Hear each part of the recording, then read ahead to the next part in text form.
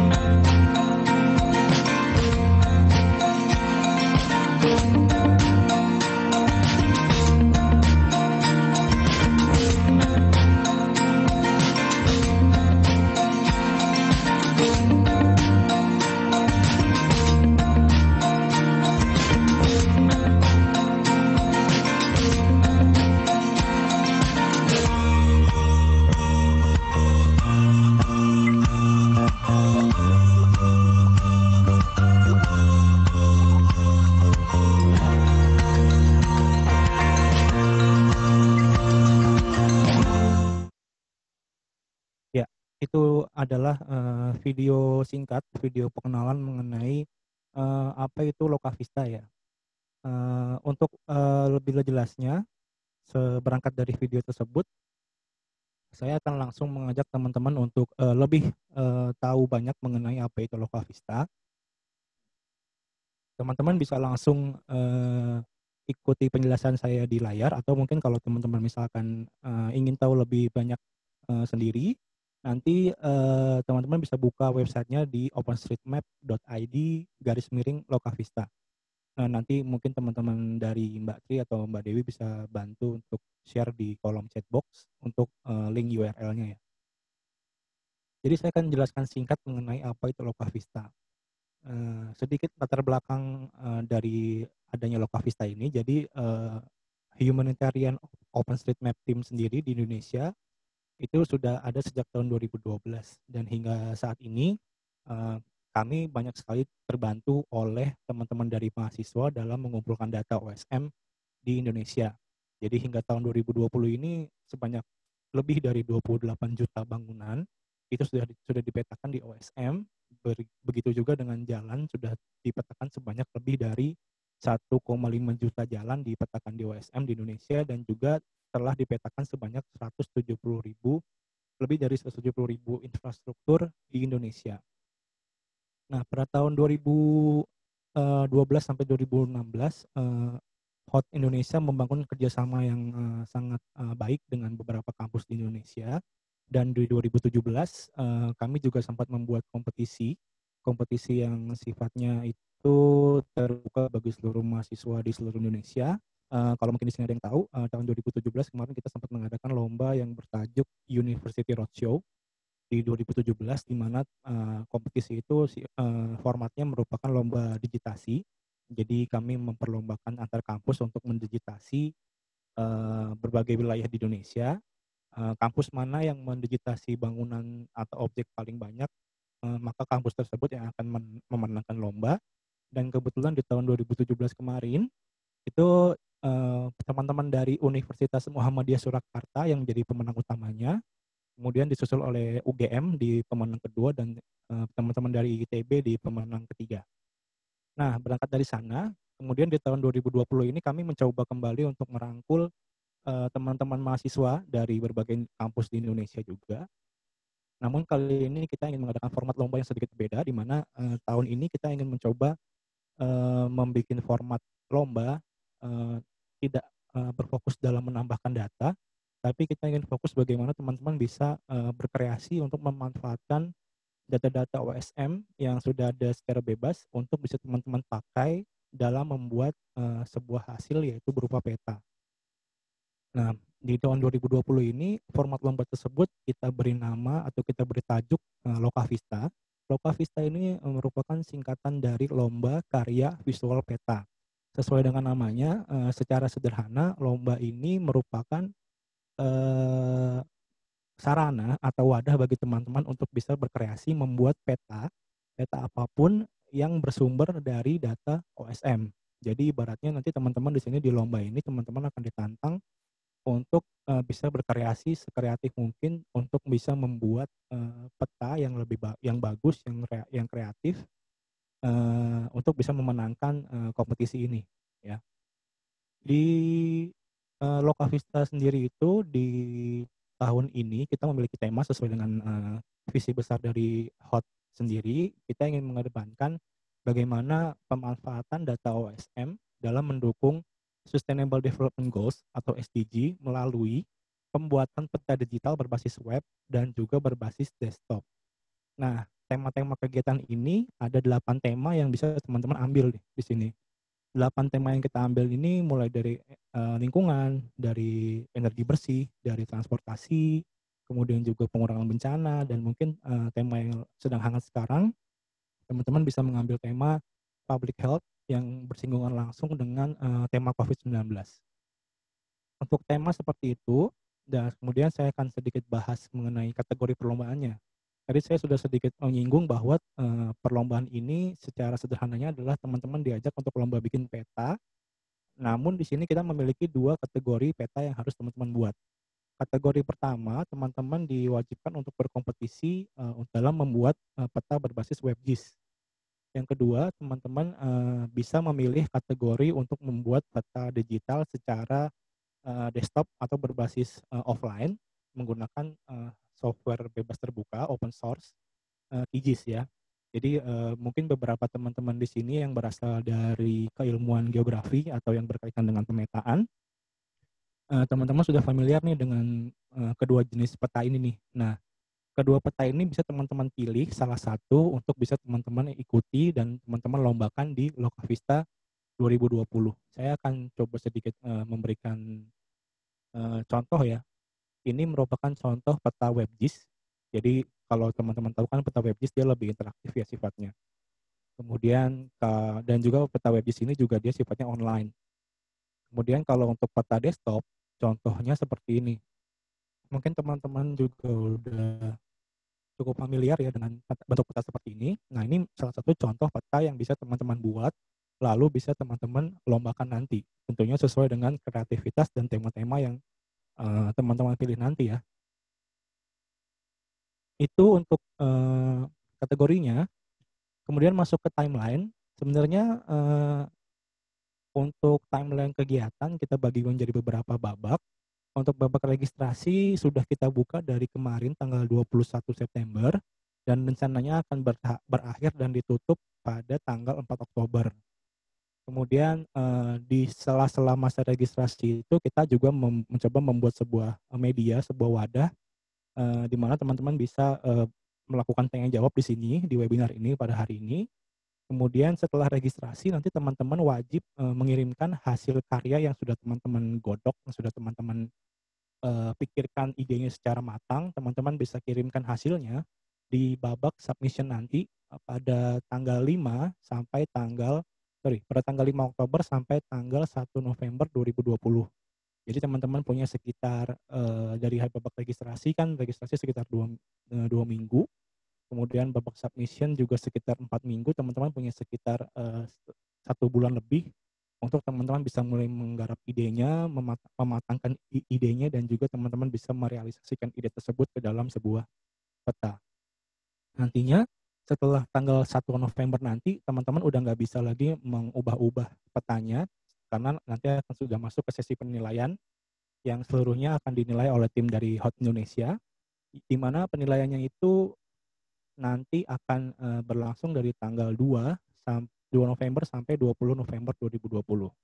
Dan yang spesial nanti pengumuman pemenangnya nanti akan diumumkan di rentang waktu antara 21 hingga 27 November 2020. Jadi secara garis besar kompetisi ini akan berlangsung dari bulan September akhir sampai ke November ya. Jadi kita punya waktu September sampai November untuk teman-teman bisa berkreasi dalam membuat peta. Nah, untuk ketentuan perlombaan nanti akan saya bahas lebih lanjut.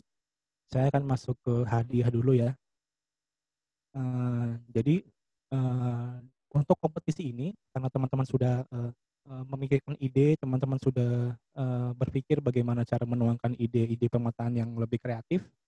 Teman-teman nanti kalau misalkan berhasil memenangkan pertandingan ini, teman-teman akan berpeluang untuk mendapatkan total hadiah belasan juta rupiah ya. Jadi teman-teman kalau teman-teman nanti petanya menarik dan juga sangat outstanding dibandingin peserta lain, teman-teman bisa berkesempatan untuk mendapatkan total hadiah belasan juta dari kami ya, seperti itu.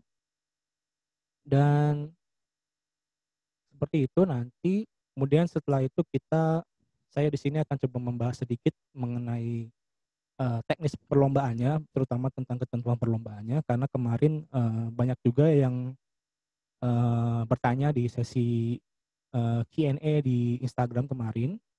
Beberapa pertanyaan tersebut sebenarnya sudah terjawab di dalam website ini ya. Tapi saya di sini akan coba bahas lebih lanjut mengenai teknis perlombaannya. Jadi teman-teman bisa baca nanti tentang ketentuan perlombaan seperti peserta, kemudian penggunaan data dan sebagainya. Saya akan coba jabarkan di sini.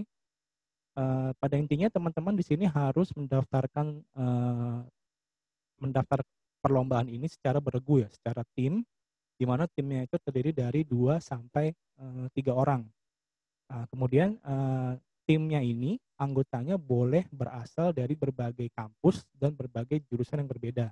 Jadi misalkan teman-teman dari Unima, teman-teman mau mendaftarkan isi timnya itu dia ada dari jurusan ilmu komputer, dari jurusan geografi, dan juga dari jurusan misalkan dari pembangunan wilayah misalkan. Nah itu bisa mau semuanya dari geografi atau dicampur-campur atau bahkan anggotanya dari kampus lain itu juga dipersilakan. Kemudian yang penting diperhatikan juga di sini mahasiswa yang boleh mendaftar adalah mahasiswa yang masih aktif baik dari tingkat D3 hingga S1.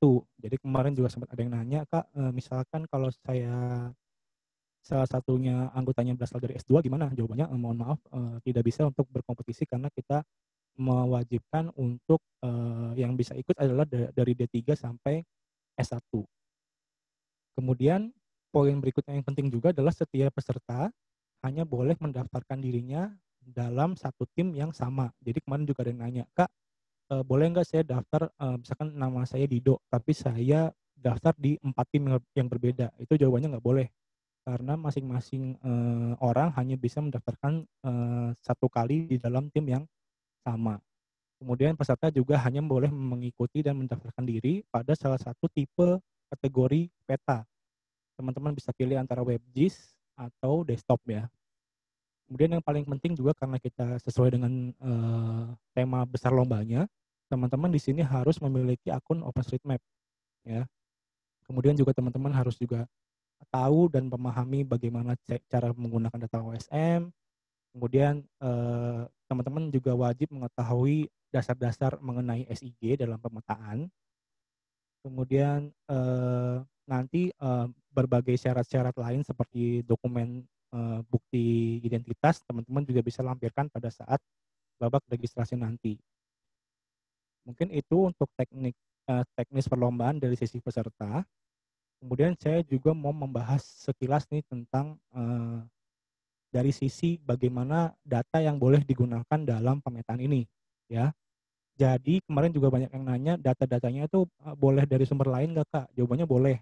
Jadi, ketentuan utamanya dari perlombaan ini, teman-teman boleh menggunakan data pendukung dari, sumber apapun, sumber manapun, tapi syarat utamanya adalah teman-teman wajib, eee, menyertakan atau menggunakan, data OpenStreetMap dalam daftar data yang teman-teman gunakan di dalam peta tersebut, ya.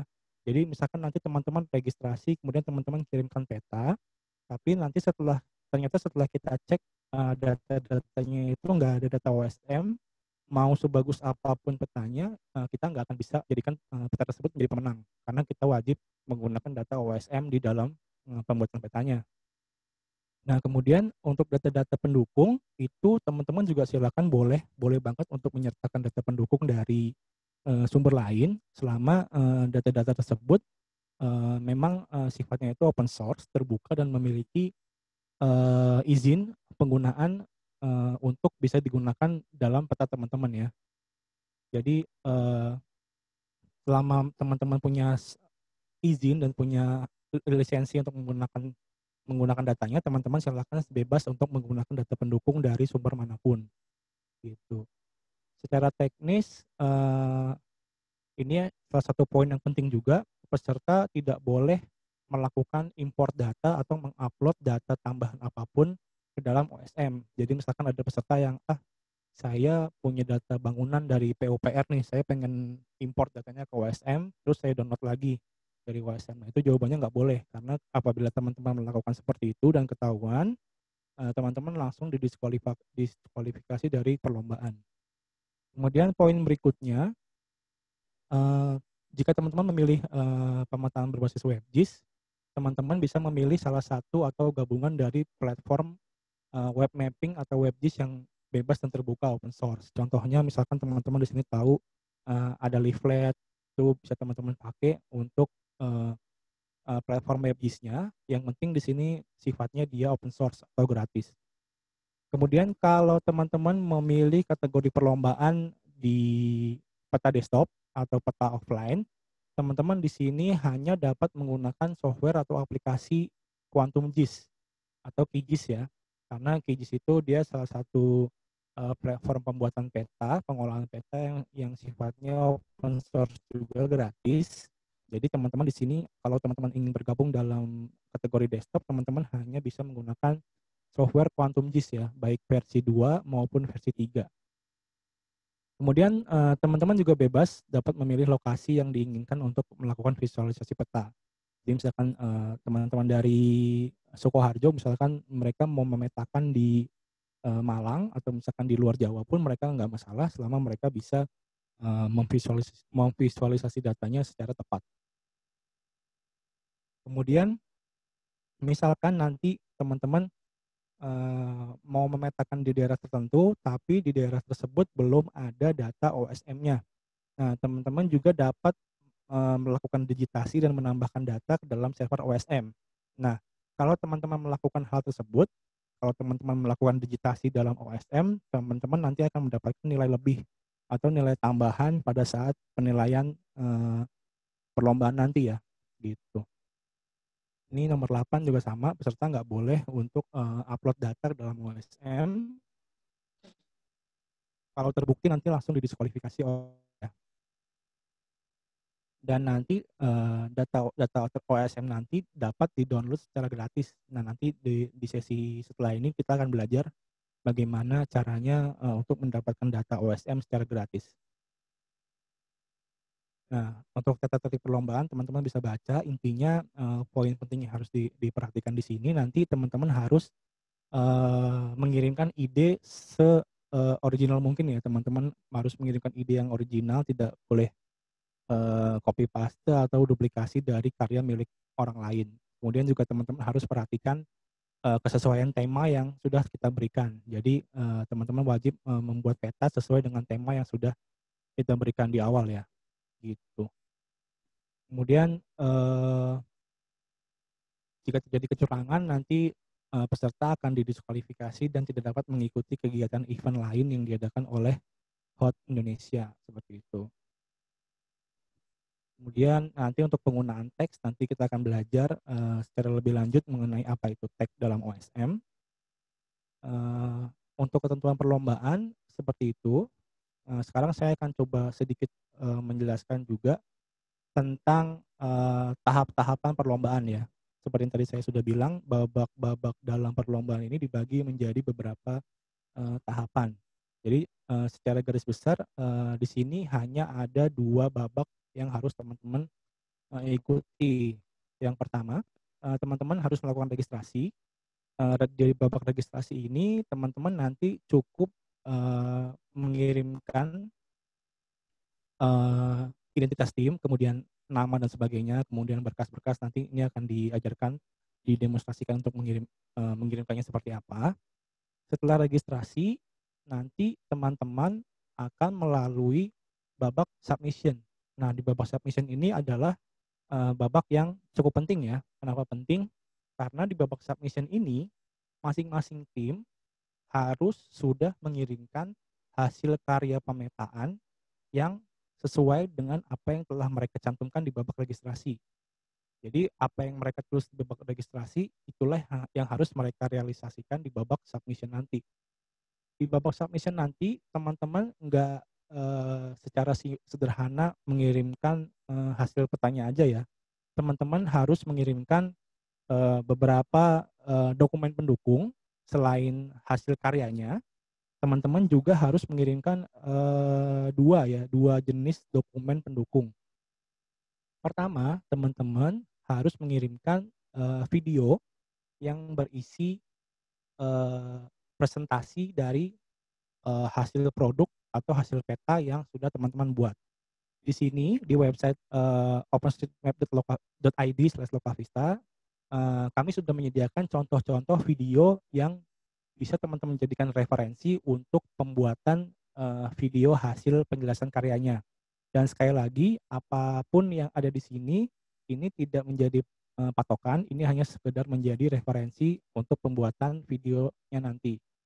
Selain video, nanti teman-teman juga harus mengirimkan, deskripsi hasil karya yang teman-teman bisa pilih bentuknya, baik itu bentuknya PowerPoint, maksimal 10 slide, atau dalam bentuk, tulisan deskripsi dalam bentuk Word, maksimal 5 halaman, sudah termasuk, dengan gambar dan juga penjelasan. Dan ini contoh-contohnya teman-teman bisa lihat juga di websitenya. Ini contoh untuk PowerPoint-nya, dan yang ini untuk contoh deskripsi dalam bentuk Word-nya.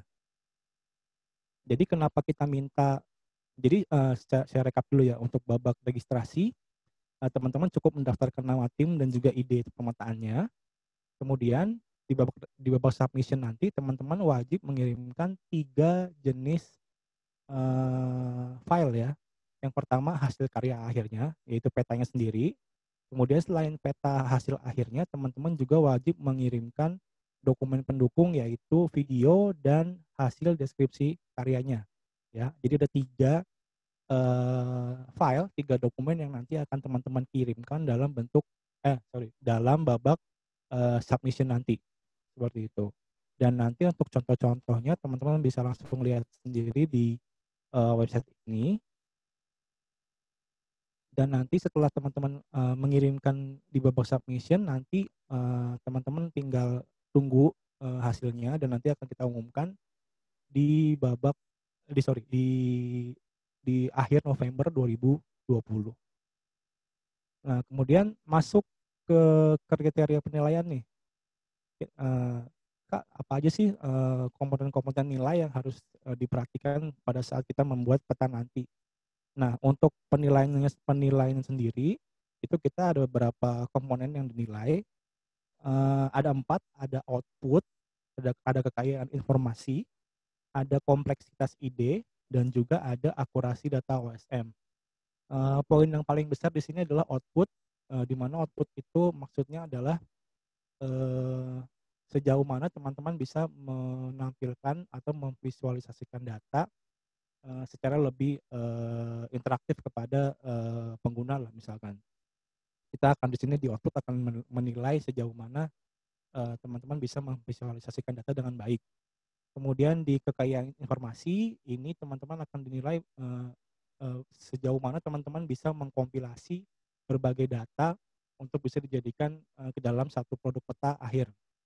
Kemudian untuk sisi kompleksitas ide, teman-teman akan dinilai, kira-kira ide pemetaan, teman-teman tuh, orisinil, kemudian apakah idenya itu menarik, belum pernah terpikirkan, oleh siapapun misalkan. Dan di sisi akurasi data OSM tentu saja karena selain kita menggunakan, data OSM itu sendiri, kita juga harus memperhatikan, kualitas datanya ya. Jadi, kita juga akan nilai, data OSM yang teman-teman gunakan itu sudah sesuai dengan standar dari OSM atau belum. Seperti itu. Sebelum saya tutup, nanti, teman-teman kalau misalkan di sesi webinar ini teman-teman belum, familiar atau mungkin ada pertanyaan yang belum terjawab, teman-teman bisa langsung arahkan, ke halaman FAQ di sini. Karena di sini juga kita sudah me-list cukup banyak pertanyaan yang sekiranya bisa terjawab. Dan kalau teman-teman bisa mau lebih enak lagi untuk, berdiskusi bersama kami, teman-teman bisa join ke grup Telegram kami. Kalau teman-teman udah punya Telegram, silakan dicari aja, diketik aja Lokavista, nanti akan muncul dan langsung bisa join di sana. Oke, mungkin dari saya cukup sekian untuk pengenalan dan juga publikasi Lokavista sendiri. Apakah dari teman-teman ada yang ingin bertanya? Saya mau buka sesi pertanyaan untuk 2 orang deh, silakan.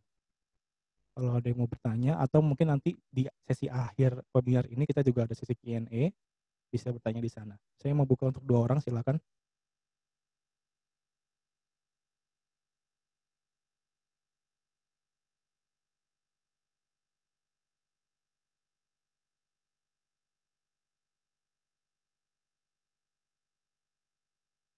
Ada? Atau kalau mau malu-malu untuk bertanya bisa langsung bertanya di kolom chat juga nggak apa-apa, silakan nanti akan dibacakan.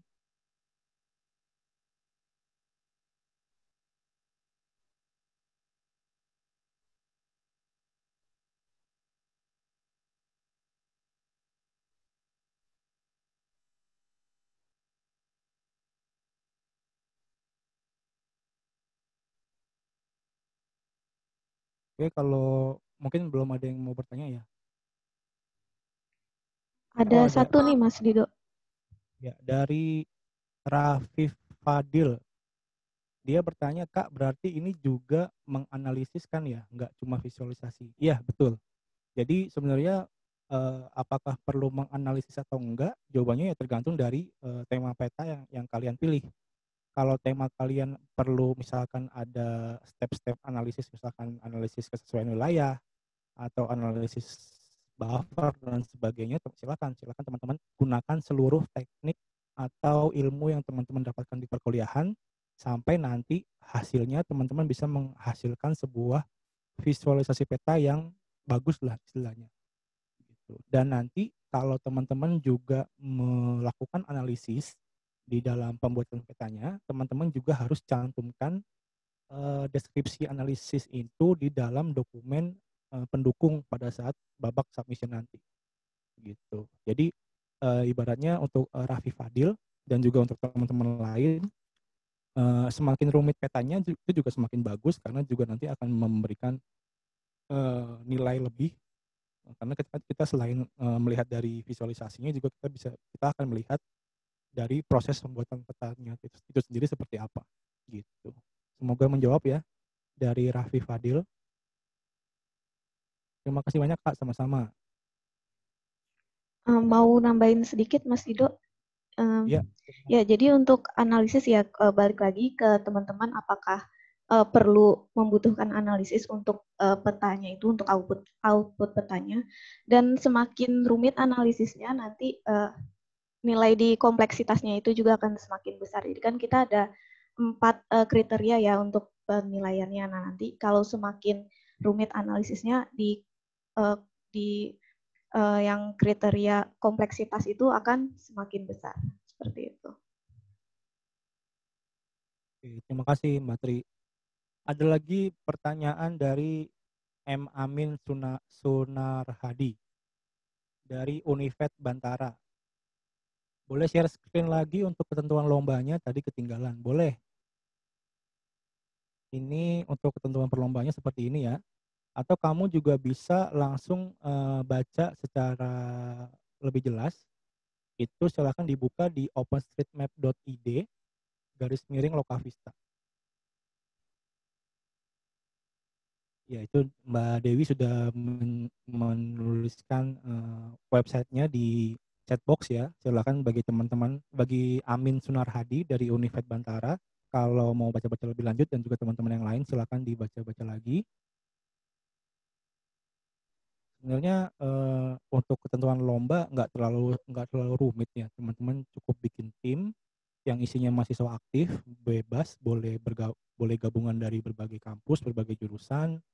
Kemudian teman-teman juga tinggal pilih kategori lombanya apa, lombanya mau bikin peta WebGIS atau mau bikin peta desktop silakan. Kemudian setelah itu teman-teman godok idenya, teman-teman rapiin idenya, teman-teman matangin lagi idenya. Nanti setelah registrasi teman-teman langsung mulai untuk ngegarap petanya. Nanti baru hasil akhir petanya teman-teman kirim di babak submission nanti. Hanya itu aja sih sebenarnya. Dan kalau teman-teman beruntung, teman-teman bisa memenangkan hadiah belasan juta di kompetisi ini. Syukur-syukur juga maksudnya ini lagi masa pandemi gini, kita ngisi waktu luang, kita bisa berkesempatan untuk memenangkan belasan juta lewat keilmuan dari yang teman-teman sudah miliki gitu. Oke, Trims. Oke, sama-sama untuk M. Amin Sinar Hadi, sama-sama semoga menjawab. Ditunggu ya untuk bisa segera join di perlombaan ini. Oke, kalau ada lagi nih, maaf sebelumnya ada tutorialnya nggak ya Kak dari Danis Novianto? Tutorialnya tutorial apa nih? Tutorial bikin peta atau seperti apa? Kalau untuk tutorial OpenStreetMap-nya setelah sesi saya ini, nanti Mbak Dewi dan juga Mbak Tri akan menjelaskan tentang apa itu OpenStreetMap, bagaimana OpenStreetMap bekerja. Kemudian yang paling penting nanti teman-teman akan diajarkan bagaimana nanti caranya teman-teman bisa mendapatkan data OSM, lalu teman-teman bisa olah menjadi sebuah peta akhir gitu. Semoga menjawab ya dari Danis Novianto. Oke, sudah 3 pertanyaan. Saya akan tutup dulu untuk sesi publikasi Lokavista. Nanti teman-teman yang ingin bertanya bisa bertanya lagi di akhir webinar ini. Sekarang kita akan masuk ke sesi berikutnya. Sesi berikutnya itu adalah penjelasan tentang apa itu OSM. Nah, bagi teman-teman yang masih, belum paham nih tentang apa itu OSM, bagaimana cara kerjanya, di sini teman-teman akan, dijelaskan, mengenai OSM oleh Mbak Tri ya. Mbak Tri sudah siap? Ya, sudah siap Mas Dido. Oke, sekarang saya mau berhenti share screen saya, silakan, kepada Mbak Tri dipersilakan. Ya, terima kasih Mas Dido.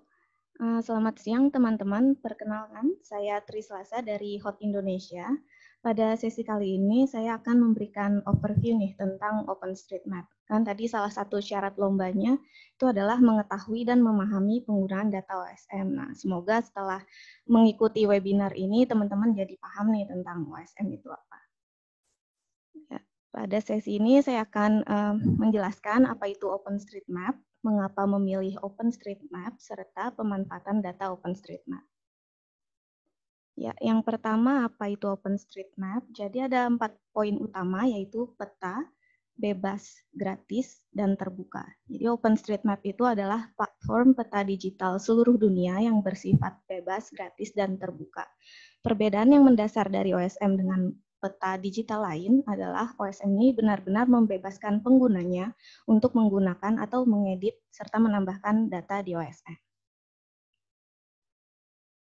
Nah, untuk lisensi datanya itu sendiri, data OSM memiliki lisensi ODBL dan CC by SE, di mana lisensi ini memungkinkan pengguna untuk berbagi, mencipta, serta mengadaptasi data OSM secara bebas selama mencantumkan copyright OpenStreetMap contributors.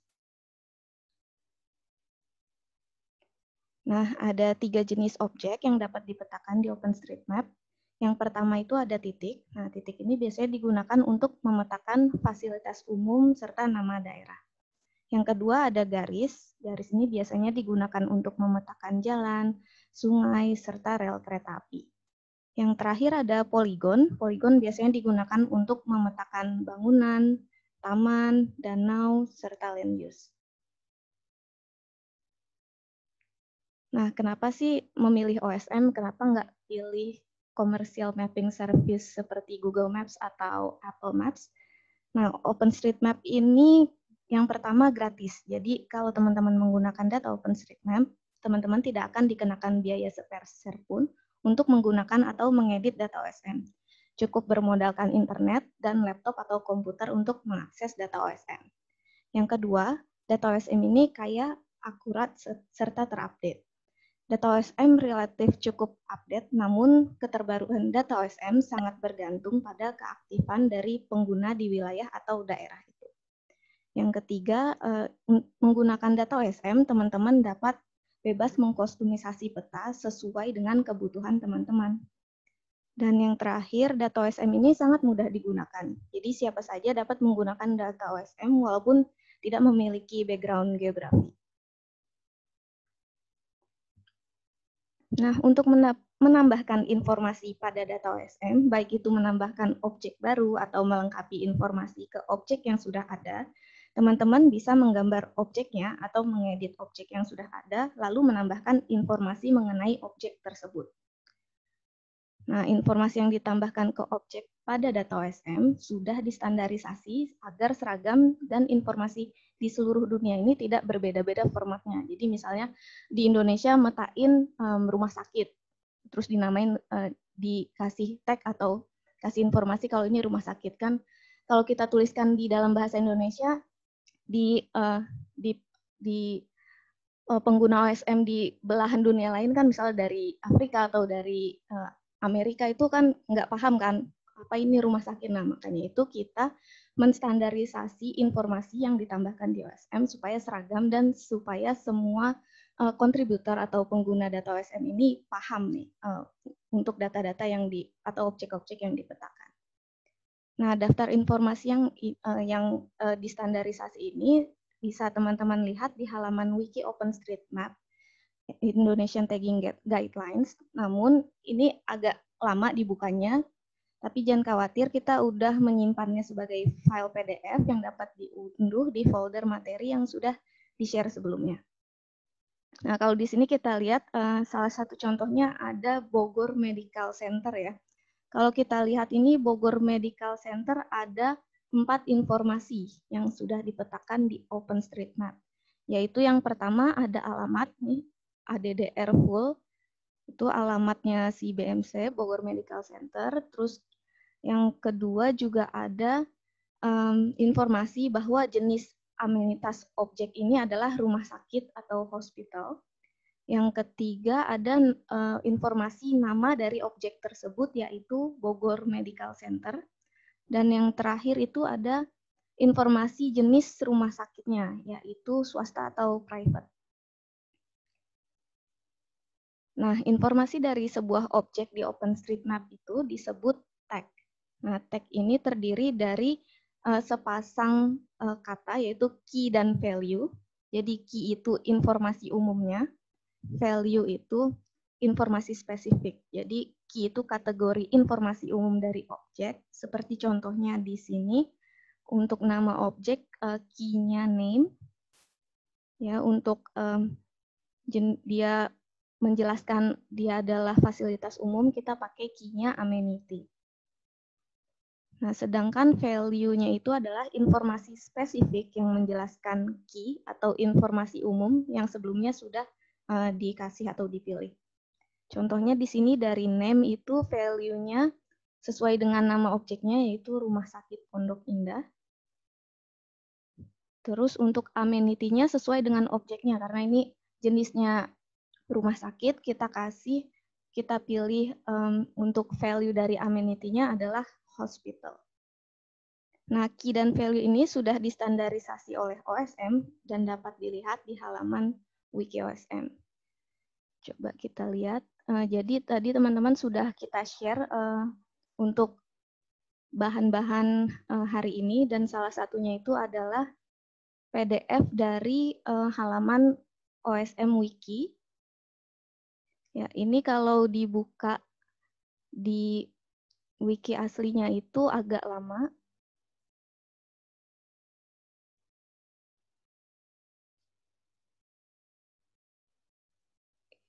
Jadi akhirnya kita downloadin dulu sebagai PDF. Jadi teman-teman bisa langsung buka.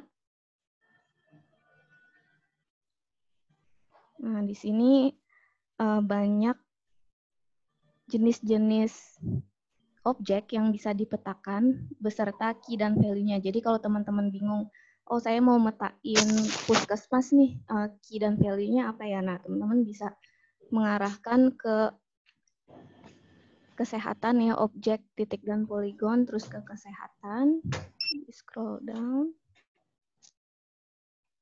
Nah, di sini di kesehatan puskesmas itu atau posyandu itu key-nya adalah amenity, value-nya klinik, seperti itu. Jadi key-nya itu biasanya untuk fasum, yaitu untuk key-nya itu amenity, dan value-nya disesuaikan dengan objek yang dipetakan.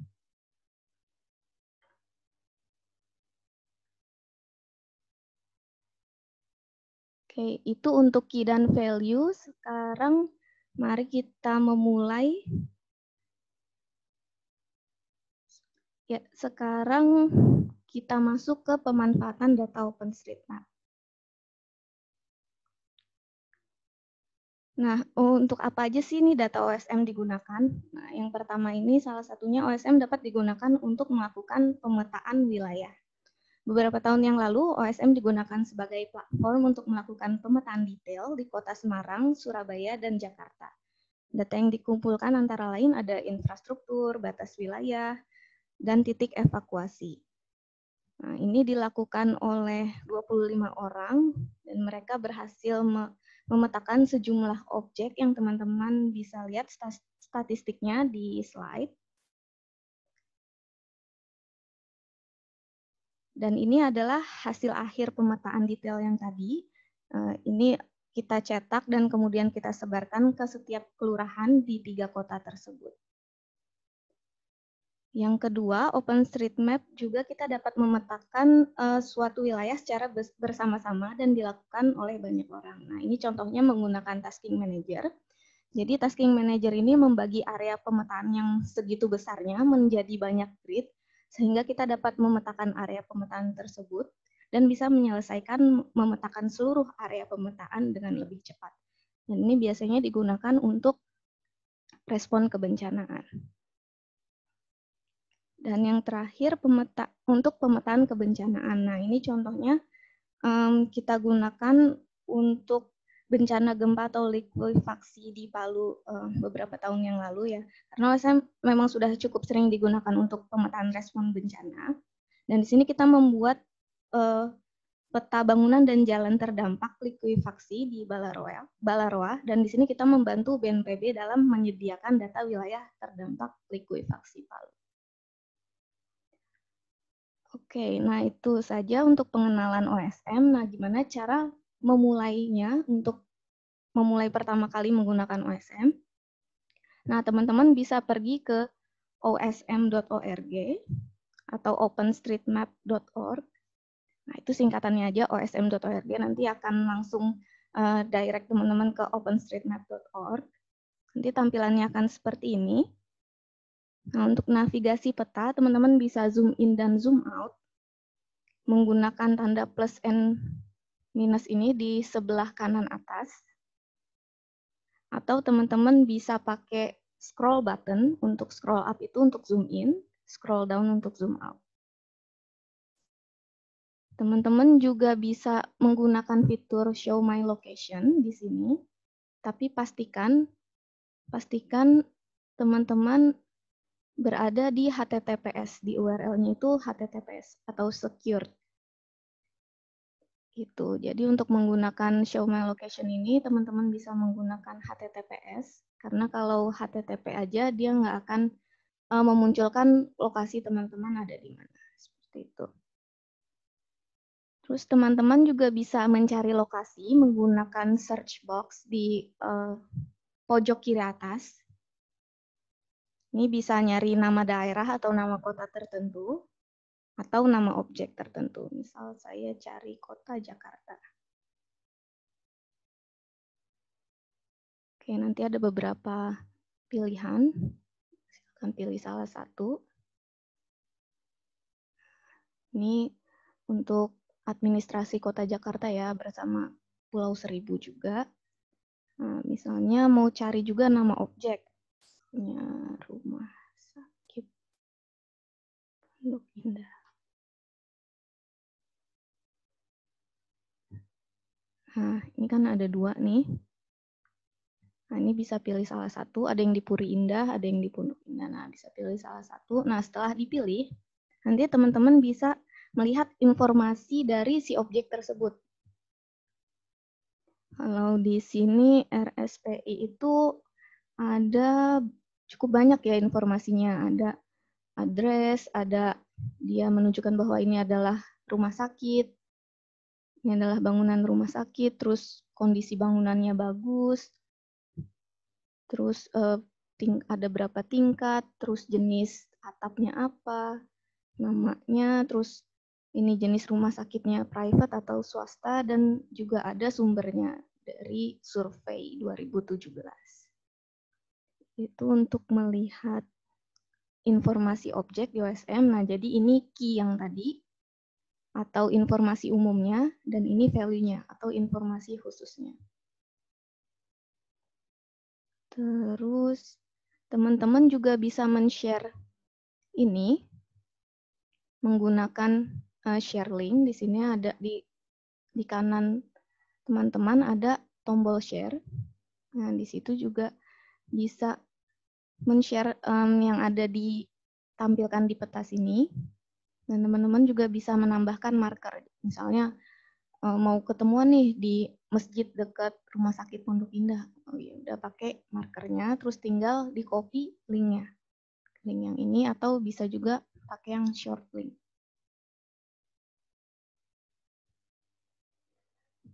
Terus juga teman-teman bisa melihat histori atau riwayat perubahan pada OSM dengan mengklik tombol history di atas. Nah, ini histori yang ditampilkan akan disesuaikan dengan tampilan peta yang di sini. Jadi kalau misalnya saya zoom out kan akan beda lagi historinya. Kalau saya zoom in juga akan beda lagi. Misal saya klik salah satu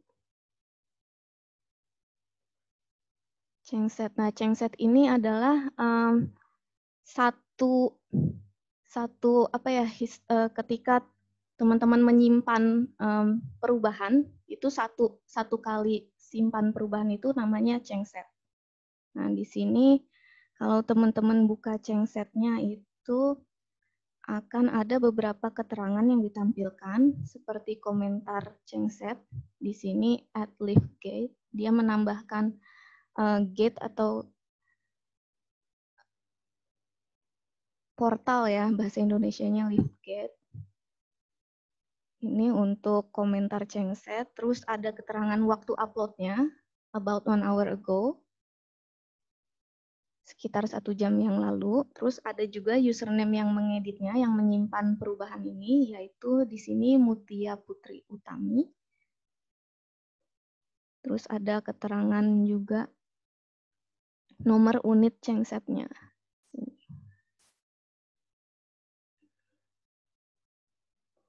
Jadi masing-masing Changset akan memiliki nomor unik dan masing-masing juga akan memiliki komentar Changset, keterangan waktu upload, serta username yang mengedit di Changset itu.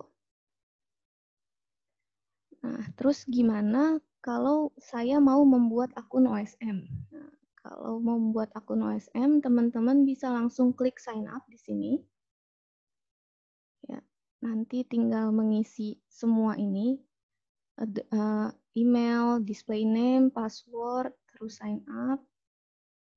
Ya, di sini kita ada gift-nya. Di sini dimasukkan email address-nya, display name-nya apa, terus password-nya apa.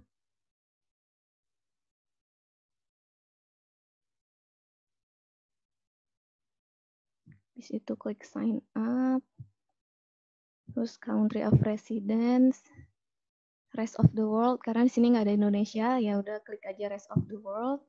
Ini dicentang dua-duanya, terus langsung klik sign up. Nanti setelah itu, setelah memilih rest of the world dan centang-centang itu, nanti teman-teman akan mendapatkan email konfirmasi yang harus diklik tautannya. Jadi ini untuk memverifikasi akun teman-teman. Jadi sebelum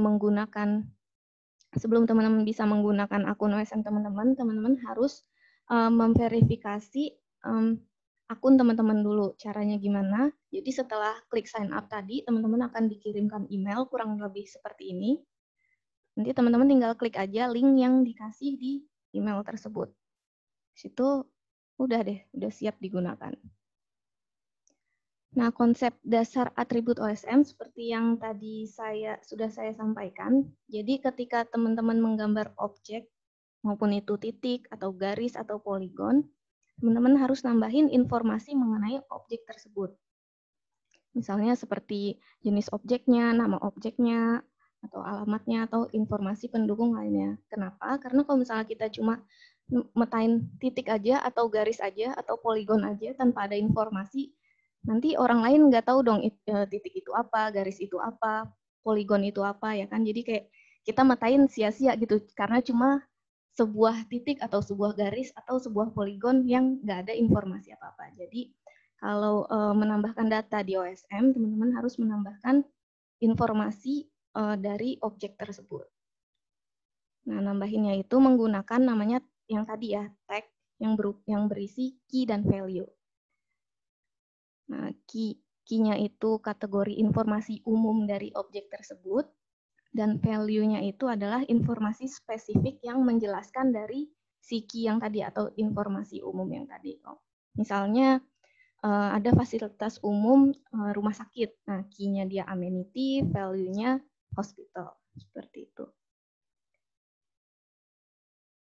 Nah, semua tag itu, key dan value itu sudah distandarisasi oleh pembuat OSM ya, supaya informasi yang dimasukkan di OpenStreetMap itu seragam. Jadi sama-sama paham lah, yang orang Indonesia paham, orang di Australia paham, orang di Jepang paham kalau itu adalah rumah sakit. Nah, itulah kenapa kita seragamkan informasi yang dimasukkan di OpenStreetMap, dan teman-teman bisa lihat semua itu ada di halaman Wikipedia namanya Map Features, dan ini untuk atribut OSM global. Jadi objek-objek yang umum yang bisa ditambahkan di OSM. Nah, sedangkan objek-objek yang khusus seperti yang tadi posyandu, puskesmas itu kan khusus hanya ada di Indonesia. Nah, teman-teman bisa merujuk ke halaman Wikipedia dengan judul Indonesian Tagging Guidelines. Atau teman-teman bisa langsung lihat PDF-nya tadi sudah kita upload di folder yang sudah di-share sebelumnya.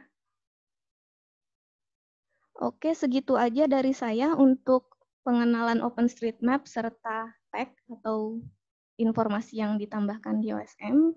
Ada pertanyaan? Oke, makasih Mbak Tri untuk pengantar materinya ya. Iya, Jadi teman-teman sama. tadi sudah sedikit banyak tahu tentang apa itu OSM. Kita akan buka sesi tanya jawab. Di sini udah ada beberapa pertanyaan yang masuk dari kolom chat box.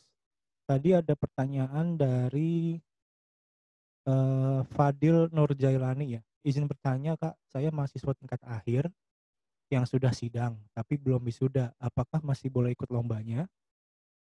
Mungkin Mbak Tri bisa bantu jawab.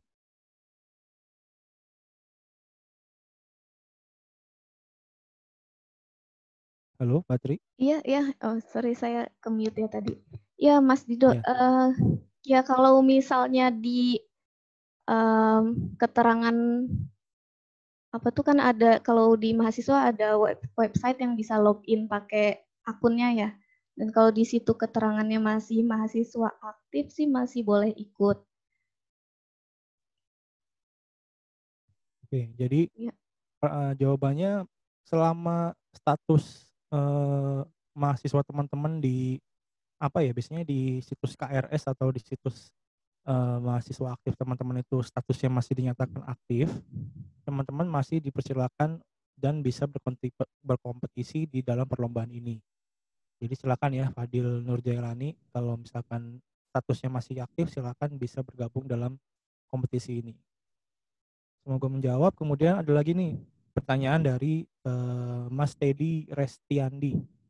Izin bertanya Kak, maaf tadi saya ketinggalan, apabila kita ingin menambahkan data yang tidak ada di OSM seperti data penduduk dan sosial ekonomi untuk keperluan analisis, apakah boleh?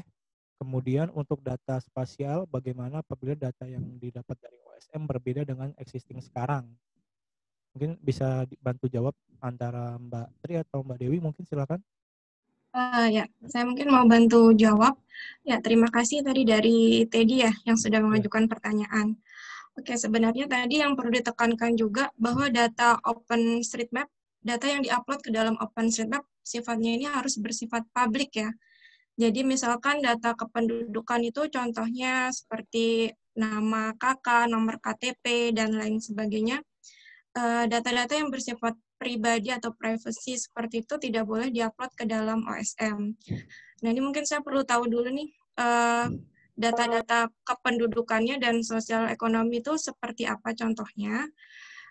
Dan juga sebenarnya di dalam OSM ini hanya sebagai informasi dasar aja ya. Jadi tidak boleh ada analisis di sana. Jadi misalkan upload data kebencanaan gitu misalkan, atau data daerah terpapar kemiskinan gitu kan, misalkan ada peta sosial ekonomi yang menyatakan bahwa lingkungan ini miskin, tidak miskin, terus ekonominya sedang. Nah, itu tidak boleh diupload ke dalam OSM, karena OSM ini memang seperti peta dasar, jadi seperti peta Google Maps dan peta yang lainnya, hanya berisi bangunan, jalan, di mana data-data tersebut bisa kita ambil nih, objek-objek tersebut, dan analisisnya sendiri tidak di dalam OSM ya, karena memang tidak bisa digunakan seperti itu, tapi datanya diambil dan teman-teman bawa ke software pemetaan seperti QGIS gitu contohnya, atau nanti dilakukan dalam bentuk WebGIS seperti itu. Kemudian data spasial bagaimana apabila data yang Oke, kalau misalkan contohnya nih, kamu ingin mengambil data di daerah Semarang contohnya. Semarang kan tuh sebenarnya sudah cukup lumayan lengkap ya, karena kami dan beberapa OSM community lainnya sudah menambahkan data di Kota Semarang. Tapi misalkan kamu ambil studinya di Kecamatan Candisari gitu contohnya. Dan kebetulan di sana beberapa objeknya sudah update dan tidak sesuai lagi yang ada di OSM. Nah, mungkin tadi Mbak Tri juga sudah menyinggung bahwa data OSM ini memang data komunitas. Jadi kita bisa menambahkan atau mengupdate informasi yang ada di dalam OSM. Nah, kalau misalkan tadi Teddy menemukan hal seperti itu, silahkan diupdate datanya. Nanti akan mendapatkan poin tambahan tentunya pada saat kriteria penilaian seperti itu. Dan juga tadi kenapa data-data seperti pendukung tidak boleh di-upload, karena memang lisensi dari OSM itu sendiri kan open data license ya. Jadi teman-teman tidak boleh asal mengupload data-data yang dimiliki seperti data yang bersifat mungkin tadi ya seperti bangunan atau data sekolah yang sudah dipunya langsung diupload ke dalam OSM, itu tidak diperbolehkan. Tapi yang boleh misalkan teman-teman mengetahui nih daerahnya, kemudian melakukan manual digitasi dan menambahkan data bisa dengan menggunakan ID editor atau menggunakan JOSM yang tutorialnya sudah banyak ya di-share oleh kami maupun di beberapa pencarian di Google seperti itu. Mungkin sudah bisa menjawab atau Teddy mau menyampaikan hal lainnya? Iya, terima kasih Mbak Dewi. Semoga menjawab ya untuk pertanyaan dari Teddy. Jadi sedikit merangkum aja ya untuk data OSM itu sendiri. Sebenarnya secara garis besar tuh data OSM itu dia kebanyakan data-datanya itu adalah data yang bersifat tangible atau terlihat. Jadi kalau teman-teman mau mencari data-data seperti data bangunan, data jalan, data infrastruktur, itu semua bisa teman-teman dapatkan dari data OSM. Nah, tapi kalau teman-teman butuh data pendukung nih, misalkan teman-teman mau bikin data peta banjir nih, teman-teman bisa dapat data petanya dari OSM. Nah, data banjirnya sendiri teman-teman bisa dapat sumbernya dari sumber lain, misalkan dari BPBD, dari BNPB dan sebagainya, gitu. Dan kalau untuk pertanyaan kedua tadi Mas Teddy, kalau misalkan datanya sudah berbeda, Mas Teddy bisa berkontribusi juga untuk memetakan di dalam OSM menggunakan ID Editor ataupun Java OpenStreetMap gitu. Semoga menjawab ya untuk pertanyaan Mas Teddy. Dan terakhir kita masih ada pertanyaan dari eh, Mbak Mbak Nisatun Muslimah yang bertanya, saya sedang melakukan penelitian apabila saya mau menggunakan data OSM berupa jalan nasional tapi ruang lingkup provinsi dan membutuhkan data tersebut dengan format OSM bukan PBF, apakah bisa? Mungkin ada yang bisa bantu jawab, Mbak Tri atau Mbak Dewi? Ya, sebenarnya untuk data.osm itu bisa didapatkan dari download di GeoSM ya. Tapi memang itu kalau lingkupnya Jawa Barat, kalau misalkan laptop kamu itu cukup memorinya tuh bisa langsung download aja dengan menggunakan GeoSM. Nanti download datanya itu dapatnya .osm. Tapi kalau untuk platform lainnya sepertinya harus dikonvert sih dari .pbf. Karena kan sebenarnya .osm itu digunakan supaya dia masih bisa ditambahkan atau diedit ya di JOSM, bukan untuk diolah datanya dalam software atau WebGIS lainnya seperti itu. Makanya di beberapa website untuk download data OSM kamu sangat sulit nih menemukan data.asm itu sendiri seperti itu. Mungkin nanti bisa convert dengan menggunakan OGR to OGR, mungkin nanti kamu bisa cari di software pemetaan atau menggunakan Osmosis. Tapi kalau untuk PBF sendiri memang itu ada di website kita juga di openstreetmap.id. Mungkin nanti saya bisa tunjukkan sebentar seperti itu. Iya, baik. Semoga menjawab untuk pertanyaan dari Mbak Nisatun ya. Pertanyaannya memang mungkin sedikit teknis. Jadi mungkin misalkan nanti Mbak Nisatun masih belum terjawab, bisa langsung kontak aja ke kami atau bisa bergabung di Telegram kami untuk bisa langsung bertanya di sana. Baik, kita untuk materi dari Mbak Tri sudah selesai. Terima kasih banyak Mbak Tri sudah berkenan untuk membagikan ilmunya. Sekarang kita masuk ke materi berikutnya, ke materi bagaimana teman-teman bisa mendapatkan data OSM secara gratis ya. Materi ini akan dibawakan langsung oleh, Mbak Dewi. Silakan Mbak Dewi, saya persilakan. Ya, terima kasih Mas Dido atas waktunya. Oke, teman-teman mungkin tadi saya perkenalkan diri ya, saya Dewi Sustoningrum, bisa dipanggil Dewi. Nah, mungkin teman-teman yang sudah mengikuti training OSM sudah pernah bertatap muka atau bertemu dengan saya. Oke, saya izin share screen di sini untuk memaparkan bagaimana teman-teman bisa mendownload data OSM. Kalau tadi kan Mbak Tri sudah menyampaikan bahwa bagaimana data OSM itu sendiri, lisensinya seperti apa, kemudian mengenal tagging OSM. Tadi mungkin sedikit dibahas mengenai atribut data OSM, kenapa itu penting, karena nanti pada saat teman-teman mendownload data OSM untuk keperluan layout peta dengan menggunakan QGIS ataupun dengan mau mengambil untuk WebGIS, itu bisa dengan menggunakan export tools maupun overcast turbo. Nah, tapi intinya di sini kalau ingin menggunakan kedua website ini, itu harus mengenal tagging OSM ya.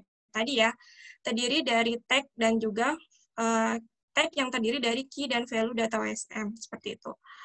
Oke, kenapa dengan menggunakan kedua website ini? Karena sebenarnya keduanya ini beragam ya. Jadi beragam format data spasial, kayak akurat, update. Ini tadi tergantung data dari komunitas OSM itu sendiri, bisa saja di beberapa lokasi di Indonesia yang mungkin tadi sudah dipaparkan oleh Mas Dido di awal, itu sudah banyak dilakukan pemetaan, di mana nanti kalau misalkan teman-teman tidak mau repot untuk menambahkan data OSM, ya langsung aja searching di osm.org mana nih wilayah-wilayah yang lengkap gitu, karena datanya bisa langsung diambil dan bisa langsung fokus untuk melayout petanya seperti itu. Oke, tolong di-mute ya yang lainnya, mungkin nanti ada sesi untuk bertanya, terima kasih. Dan juga kita bisa bebas memilih wilayah, luasan, dan tipe data OSM-nya. Jadi tadi teman-teman bisa mengambil wilayah di daerah Jakarta, di Manado, atau di Aceh, seperti itu, di wilayah kalian masing-masing ya. Karena di sini tadi saya lihat ada beberapa universitas yang sudah mewakili Indonesia ya, sudah cukup banyak. Dan juga sangat mudah digunakan. Jadi walaupun tidak punya background geografi atau geodesi dan geospasial lainnya, masih bisa menggunakan kedua website ini. Seperti itu. Ini objek yang di-download tentunya akan sama seperti apa yang telah ditambahkan di dalam OpenStreetMap. Ada berbentuk titik, garis, dan poligon, di mana kalian juga harus mengenal ya, mana saja fitur-fitur yang digambarkan oleh garis, poligon di dalam OSM. Karena kalau tidak, nanti download-nya jadi tidak tepat, seperti itu. Oke, mungkin saya akan langsung ke websitenya saja, karena di sini sudah cukup lengkap sepertinya slide presentasinya. Nanti bagi yang tertinggal atau ingin melihat lagi bisa langsung cek di slide-nya. Saya akan langsung buka websitenya. Jadi websitenya ini ada di export.hotosm.org. Di sini jadi teman-teman, kenapa tadi harus login atau membuat akun OSM. Karena untuk menggunakan beberapa website download data, itu diwajibkan untuk memiliki akun seperti itu. Dan kita bisa menggunakan satu akun OSM untuk membuka semua websitenya. Nah, ini contohnya nanti tinggal login saja. Kalau pertama kali itu biasanya dia akan meminta konfirmasi, seperti yang sudah ada di slide-nya, seperti ini. Jadi dia akan meminta konfirmasi melalui email, dan ini hanya cukup satu kali aja ya. Jadi seterusnya tinggal langsung buka export tools-nya saja. Oke, jadi nanti setelah terbuka akan muncul dua jendela seperti ini. Yang satu berupa isian manual, dan yang satu untuk mengoperasikan petanya, seperti itu. Oke, saya akan mulai dari kotak isiannya. Ini cukup diisi aja deskripsinya, misalkan mau download daerah Tebet seperti itu. Deskripsinya misalkan untuk membuat peta, proyeknya bisa aja untuk training atau misalkan untuk latihan seperti itu. Oke, formatnya ini ada beberapa format. Biasanya bisa GeoPackage, bisa save file, atau tadi ya mungkin yang mencari, tapi di sini juga tetap .pbf ya, tidak ada .osm. Di sini saya akan download dalam bentuk, ini bedanya GeoPackage dan save file, mungkin kalau GeoPackage dibuka di QGIS, semoga yang di sini kebanyakan anak geografi atau data geospasial ya, jadi cukup mengerti dengan data vektor. Kalau GeoPackage di sini biasanya nanti dia tidak akan hilang di bagian atas ini ya nih kolomnya. Jadi kan biasanya kalau save file cuma 10 karakter ya, itu kan hilang gitu kan atasnya. Ini tidak akan hilang kalau misalkan teman-teman ambil dalam format GeoPackage seperti itu. Mbak Dewi, Jadi misal, ya. Sepertinya layarnya agak nyangkut ya. Mbak Dewi sekarang masih nampilin PPT ini di sini. Oh gitu, oke, saya tutup di PPT-nya, sorry. Mungkin bisa diulang dulu Mungkin kali ya. internetnya kali ya. Oke. Diulang dulu dari buka websitenya mungkin. Oke, thank you. Ya, mohon maaf ya, mungkin ini bermasalah dengan internet saya. Oke, Iya, sekarang sudah terbuka iya sudah. websitenya. Oke. Jadi tadi mungkin diulang, teman-teman bisa login yang cukup gampang ya di slide-nya. Terus ini bisa ditampilkan, bisa ditulis nama, description, sama project-nya. Seperti ini.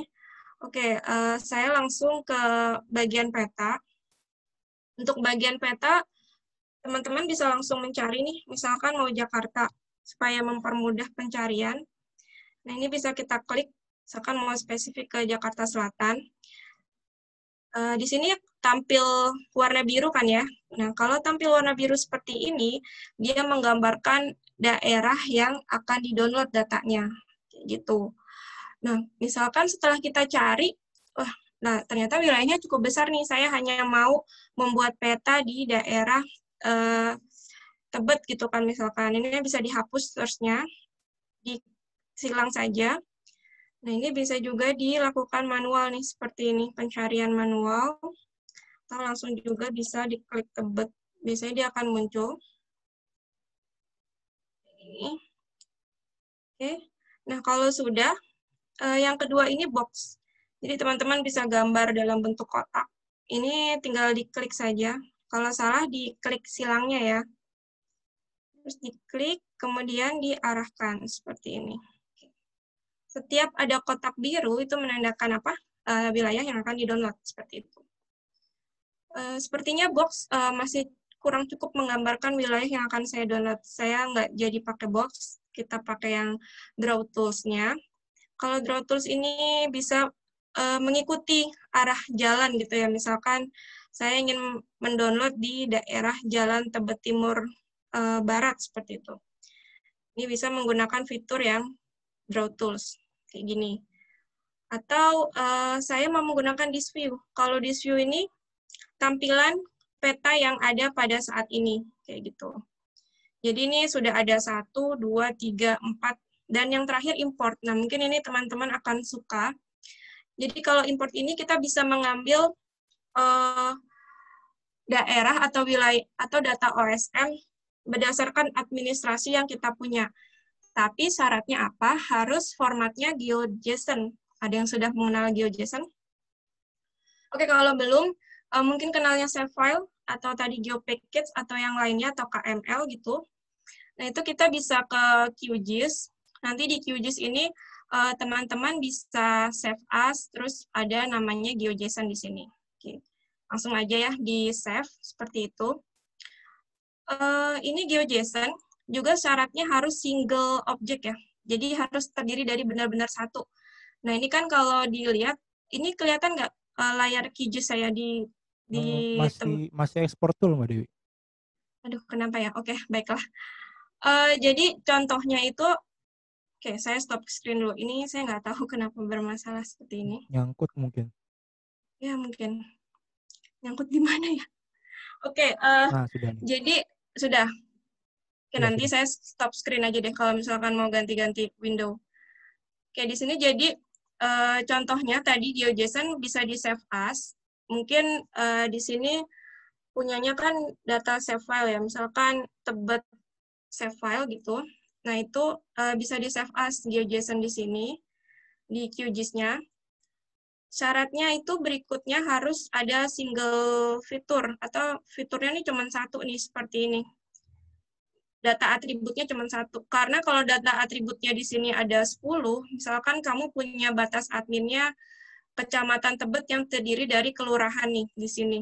Tentunya dalamnya ada banyak kelurahannya kan. Nah, itu nggak bisa digunakan untuk export tools tadi. Jadi benar-benar harus satu fitur dan satu geometri seperti ini. Oke, saya akan balik lagi ke export tools-nya. Jadi di sini saya akan pilih dengan menggunakan administrasi. Seperti ini. Ini adalah administrasi Kecamatan Tebet. Nah, ini bisa ya, karena tadi kan sudah single fitur. Formatnya saya pilih yang GeoPackage di sini. Oke, selanjutnya kalau sudah, di sini kalian bisa pilih ya, format yang diinginkan. Biasanya data vector, GeoPackage, save file, KML, PBF, terus ke bagian data. Oke, kalau data ini berkaitan dengan key dan value-nya OSM. Nah, ini contohnya nih ya. Saya sorot ke bagian building. Nah, di sini kan ada nih tulisannya point, polygon, key-nya name, seperti itu kan. Dan di sini kan ini diperlukan key-nya aja ya. Nah, kalau data export tools ini, teman-teman tinggal centang aja mana objek yang ingin di-download, seperti itu. Jadi, contohnya ingin download supermarket, misalkan yang ada di Tebet, atau tadi mau data jalan, itu ada di transportation road, seperti itu. Oke, ini key dan value tadi ya, tagging-nya OSM. Jadi di sini contohnya saya ingin mendownload data jalan. Oke, kalau sudah, kita klik summary. Di sini cukup yang publish this export saja. Kemudian create export. Oke, ini sudah running. Jadi kita tidak perlu menunggu. Tadi kan contohnya mungkin ingin mendownload data Jawa Barat gitu kan ya. Dimana itu pastinya cukup besar dan akan lama. Dan itu bisa ditinggal aja dulu. Nanti Export Tools akan memberitahukan ke email kalian yang sudah dikonfirmasi. Itu linknya kalau misalkan sudah siap. Gitu. Jadi kalau ini saya tutup, itu nggak apa-apa. Dia nggak akan mematikan proses yang tadi sudah saya jalankan, seperti itu. Atau bisa di menu ekspor nih, contohnya. Di sini, kalau misalkan tadi tidak dipilih publish, berarti kita hanya, orang lain tidak bisa melihat hasil ekspor kita. Tapi kalau misalkan tadi dipilih public, itu akan muncul nih semuanya, bisa tahu. Jadi, saya bisa tahu punyanya Mas Dido, bisa tahu punyanya Mbak Tri, seperti itu. Oke, kalau nggak dicentang, ini hanya untuk data-data ekspor yang sudah kita buat. Jadi kita bisa klik untuk tahu ini masih running ya statusnya. Dan kalau kita misalkan mau update datanya, misalkan 2 minggu lagi, saya ingin tahu nih, siapa tahu nih udah ditambahkan data ekspor tools-nya. Atau kalian sendiri yang menambahkan, mengupdate, misalkan nama jalannya diperbaiki, gitu kan. Itu langsung aja di rerun, nanti dia akan kembali menjalankan dengan mengupdate data-data di dalam OpenStreetMap ya. Atau di clone, misalkan tadi mau downloadnya diganti nih, data bangunan, bukan data jalan lagi. Tinggal dicentang buildingnya, roadnya dihapus gitu. Jadi tadi kita bisa pilih rerun untuk kembali menjalankan dengan proyek yang sama ya, proyek mengambil datanya. Atau clone, itu ingin mengganti, bisa ganti wilayah, atau ganti objek yang ingin di-download gitu. Oke, ini perlu beberapa waktu sampai prosesnya selesai. Ini coba saya lihat, saya punya contoh yang sudah selesai belum.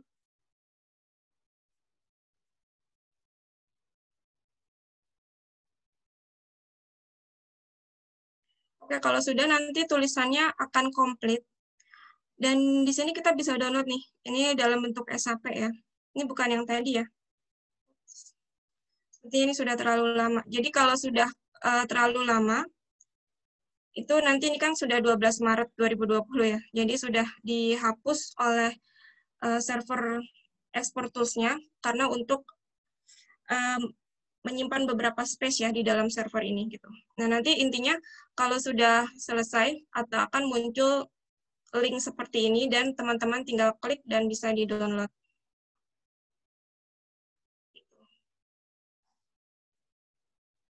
Saya coba yang ini.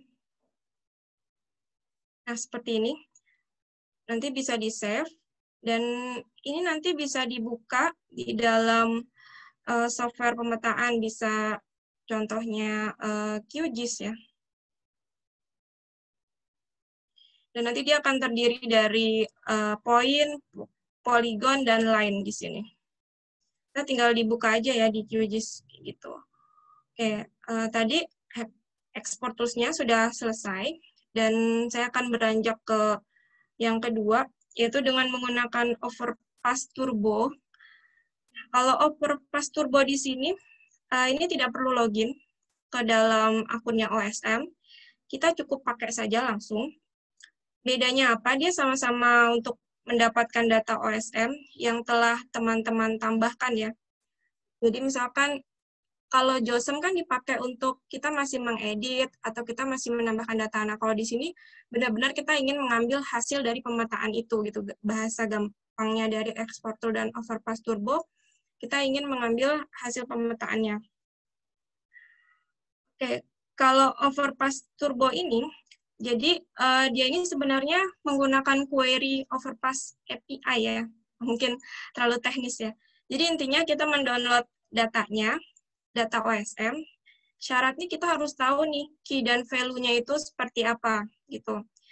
Jadi misalkan saya ingin mendownload data rumah sakit ya. Rumah sakit tadi kalau di tag-nya Mbak Tri yang sudah ditampilkan di dalam PDF-nya itu kan amenity .2 hospital ya. Tadi mungkin sudah tahu juga bagaimana cara mengetahuinya. Jadi, jadi mungkin saya bisa buka kembali sebentar. Ini screen saya yang tampil masih di mana Mas Dido, supaya nanti saya nggak salah. Masih Overpass, Mbak. Oke, masih Overpass. Oke. Jadi tadi kan kalau misalkan teman-teman sudah perhatikan, itu rumah sakit itu amenity hospital ya. Jadi di sini kita bisa cari, misalkan Tebet Jakarta Selatan. Nah, sudah mengarahkan ke sini ya.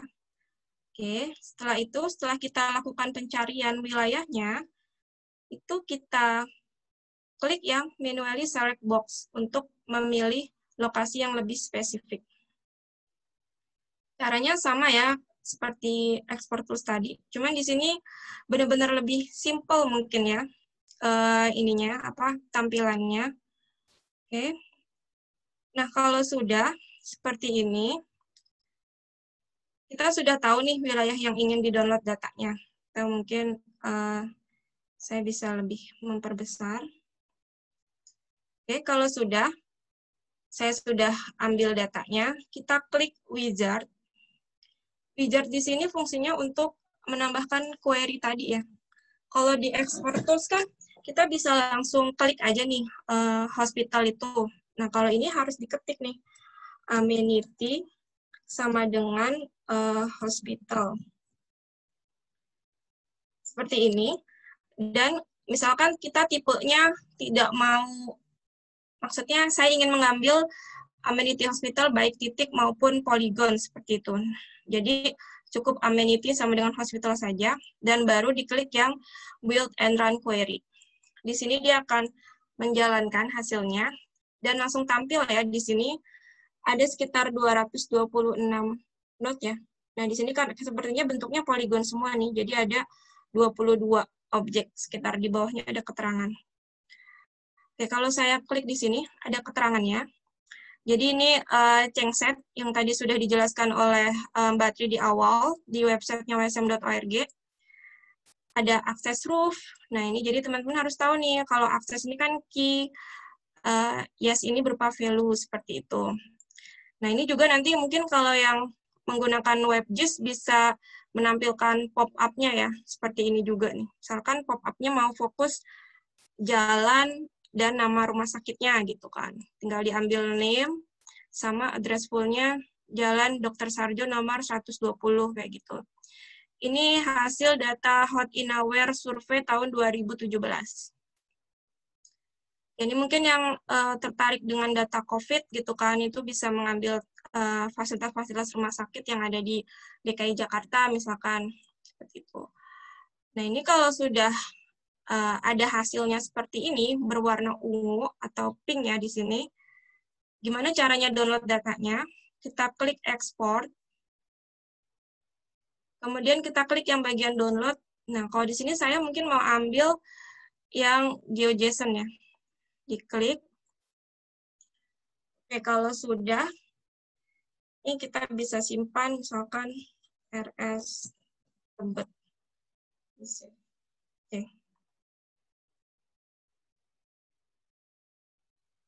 Oke, kalau sudah, seperti tadi, ini kita bisa buka juga di QGIS-nya. Harus saya tunjukin di QGIS-nya, sebentar. Oke, saya stop screen dulu ya.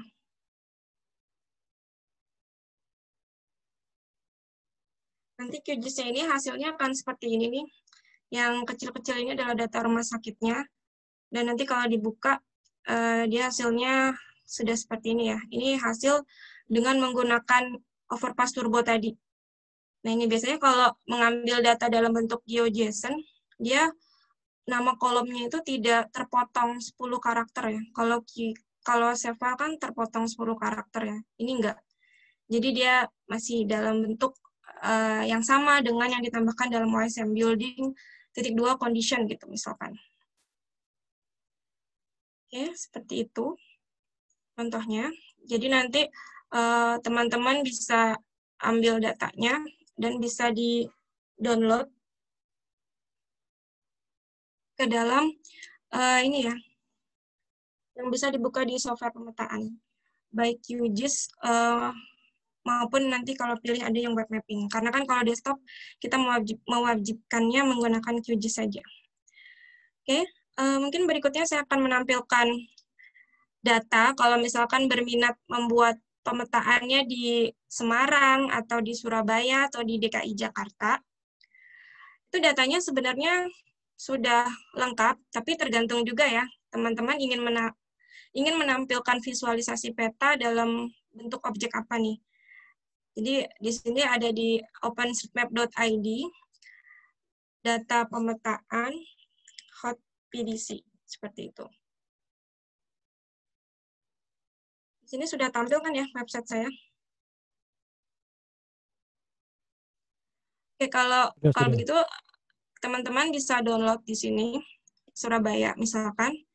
Di sini ada beberapa data, contohnya batas administrasi. Ini batas adminnya bukan mengupload datanya pemerintah ya, tapi kita benar-benar melakukan verifikasi bersama pihak kelurahan nih, datang satu-satu surveinya ke kelurahan di Kota Surabaya, dan kita digitasi dengan menggunakan OSM. Jadi lisensinya jelas ya, jadi bukan data project yang kita punya terus main upload ke dalam OSM seperti itu. Dan ini teman-teman boleh gunakan datanya untuk visualisasi petanya. Terus di sini juga ada data bangunan Kota Surabaya dan jalan di Kota Surabaya, dan juga infrastrukturnya dalam format save file ya. Atau seperti ini, fasilitas infrastruktur terperinci dalam bentuk geopackage. Ini bisa dipilih, misalkan dicocokkan saja, misalkan data yang berkaitan dengan kesehatan, atau misalkan dengan transportasi, dengan sarana water dan sanitation, seperti itu. Dan ini contoh-contoh, kalau ini sudah di layout sih, peta tematik. Atau ini Ini hanya beberapa contoh peta layout juga yang sudah di layout. Tapi kalau untuk data yang masih bisa diolah sih ngambilnya di sini nih, di atasnya. Nah ini tadi, seperti yang saya katakan, tersedia di Surabaya, DKI Jakarta, dan Semarang, seperti itu.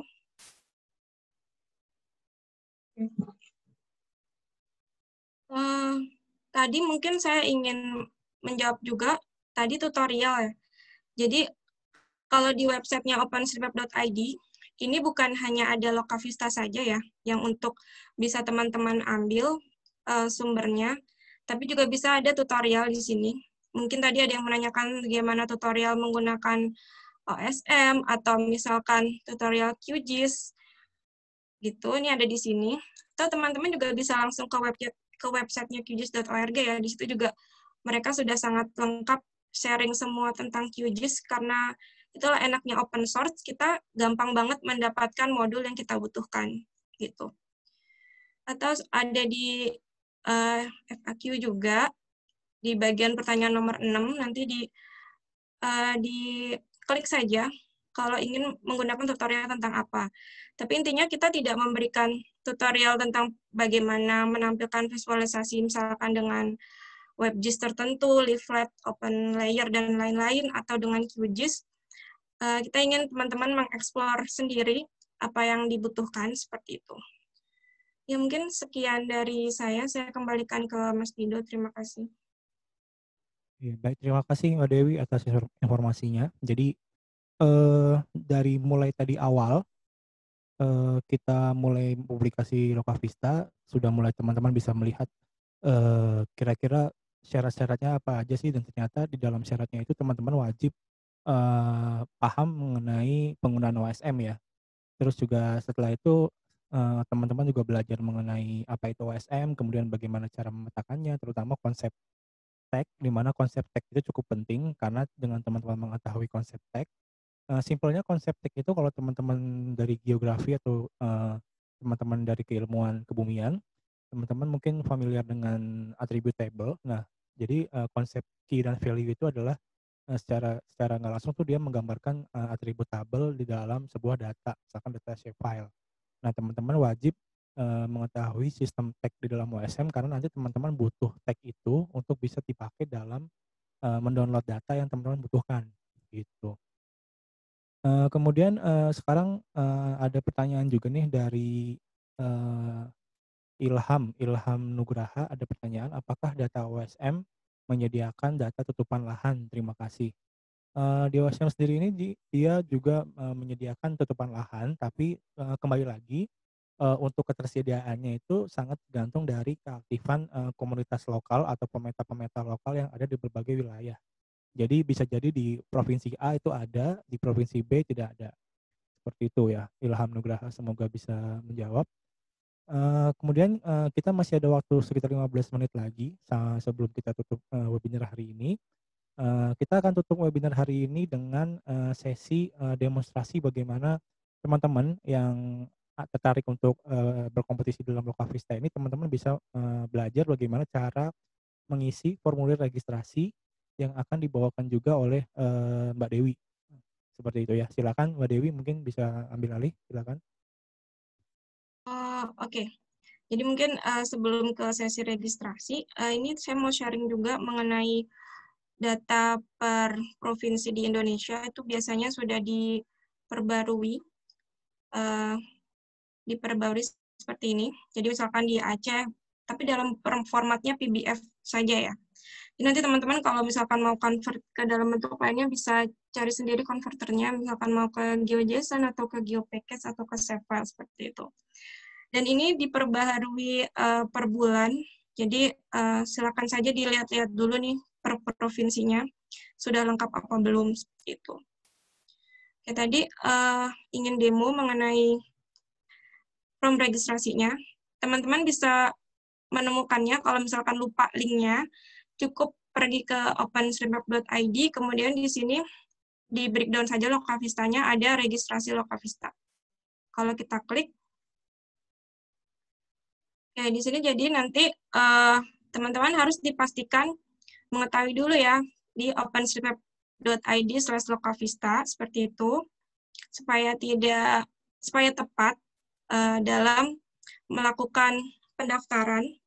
Kemudian identitas timnya, misalkan di sini tulis saja nama timnya mau OSM Vista atau yang lainnya, di mana tadi tim bisa terdiri dari berbagai universitas dan berbagai jenjang pendidikan, asalkan bisa menunjukkan mahasiswa aktif. Gitu. Nama lengkapnya masing-masing anggota tim, misalkan terdiri dari 2 atau 3 orang, siapa ketua koordinatornya. Ini misalkan terdiri dari, misalkan namanya OSM Vista gitu ya. Dan nama lengkapnya terdiri dari saya, Mbak Tri, dan juga Mas Tido. Ketua koordinatornya misalkan saya. Dan ini tuliskan saja asal jurusan dan universitas masing-masing kan. Misalkan saya berasal dari geografi, kemudian Universitas Indonesia gitu contohnya. Terus nanti Mas Dido dan Mbak Tri di list lagi. Alamat email masing-masing, jadi harus ditulis ketiga alamat email anggotanya. Jadi nanti kalau misalkan ada yang salah gitu, biasanya suka ada yang sedikit-sedikit typo gitu alamat emailnya, jadi bisa ke teman yang lainnya bisa keterima email dari kita gitu, karena kita akan mengupdate beberapa hal juga melalui email. Jadi harus dipastikan kalian tidak salah dalam menuliskan alamat emailnya ya. Kemudian ini ada kontak person timnya, ditulis nama dan nomor handphonenya juga yang lengkap. Di sini nama akun OSM, jadi tadi sudah tahu ya caranya. Itu langsung saja ke osm.org, kemudian login, kemudian nanti di sini nanti pergi saja ke My Profile. Di situ nanti teman-teman akan mendapatkan link link akun OSM-nya. Oke, seperti ini. Terus langsung aja ke My Profile. Nah, di sini nanti bisa di copy paste. Kenapa harus seperti ini? Karena biasanya kalau kita lupa besar kecilnya huruf username-nya, itu dia akan sedikit typo dan tidak langsung mengarahkan ke username yang tepat gitu ya. Nah, ini kan misalkan seperti username saya nih, terdiri dari huruf besar, huruf kecil, dan spasi. Dan kalau teman-teman langsung menuliskannya dan lupa spasinya, lupa huruf besar kecilnya di mana, itu biasanya kita tidak bisa ketemu akun OSM teman-teman. Dan ini akan berpengaruh ke penilaiannya. Contohnya, teman-teman tadi menambahkan data gitu kan. Itu kan harus kita periksa nih, nambahin datanya sebanyak apa gitu. Jadi akun OSM-nya harus tepat. Jadi kita minta link-nya langsung seperti ini. Anggota 1, anggota 2, dan juga anggota 3, kalau misalkan bertiga ya. Upload dokumen pendukung. Jadi di sini semua KTP, semua bukti status mahasiswa aktif itu dijadikan satu dokumen, misalkan menggunakan Word, itu gampang banget ya, tinggal dimasukkan saja di dalam Word, kemudian di save as PDF, dan diberikan judul kategori perlombaan, contohnya WebGIS, _ nama timnya, OSM Vista, kayak gitu. Disimpan dalam bentuk PDF, nanti di-upload di bagian sini, add file, seperti ini.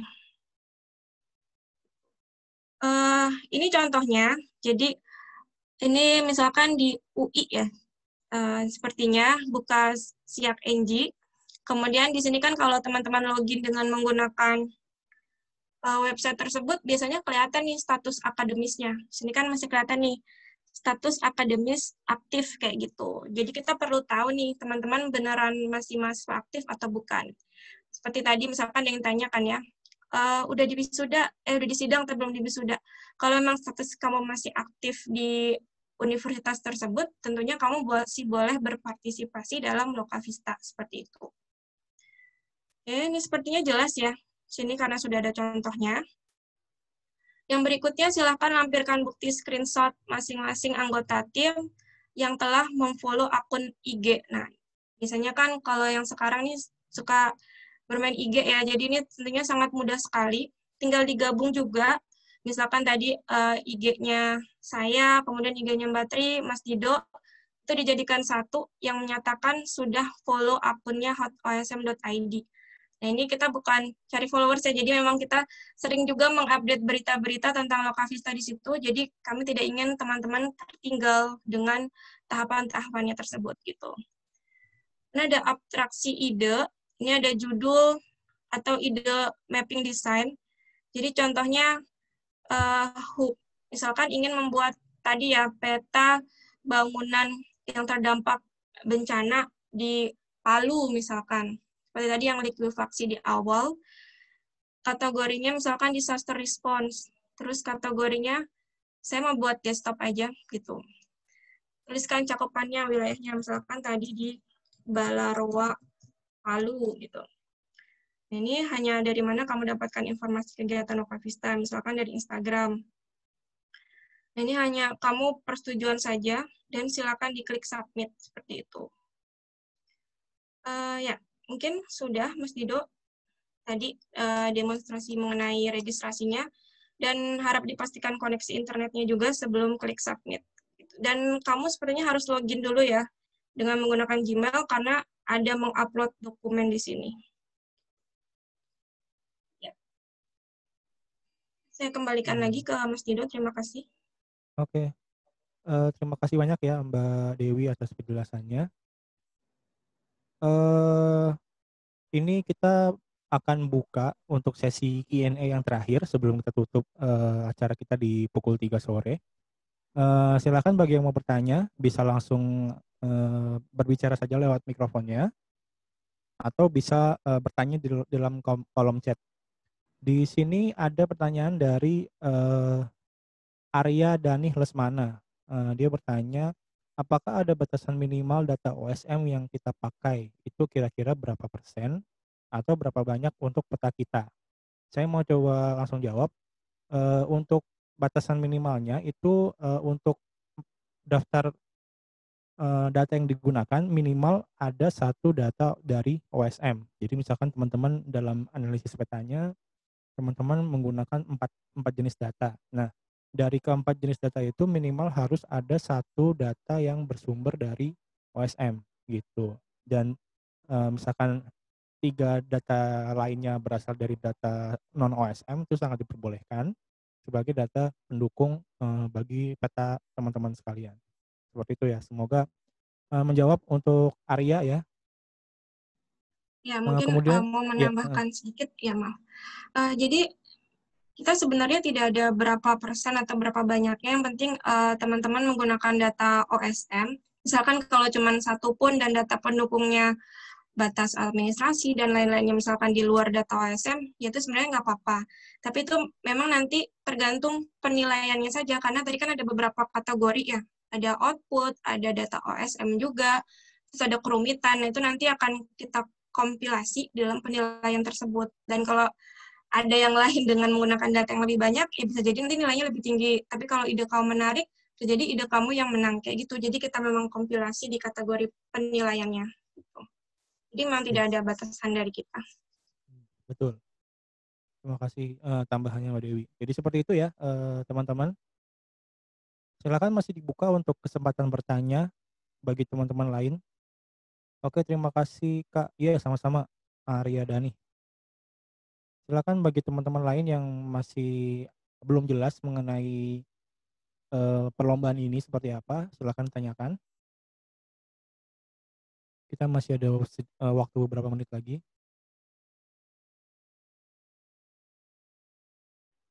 Jadi teman-teman yang sudah ikut webinar kali ini, teman-teman tentu sudah merasakan sendiri ya manfaatnya. Jadi di sini tadi teman-teman sudah dapat beberapa tips and trick. Salah satunya teman-teman juga tahu kalau di OSM itu sudah ada beberapa wilayah yang sudah dipetakan dengan cukup detail. Seperti tadi disebutkan Mbak Dewi ada di Jakarta, Semarang, dan Surabaya, dan semua data itu kita sediakan secara bebas, secara gratis. Teman-teman tinggal manfaatkan datanya tersebut untuk bisa teman-teman pakai untuk dijadikan peta di dalam kompetisi Lokavista ini.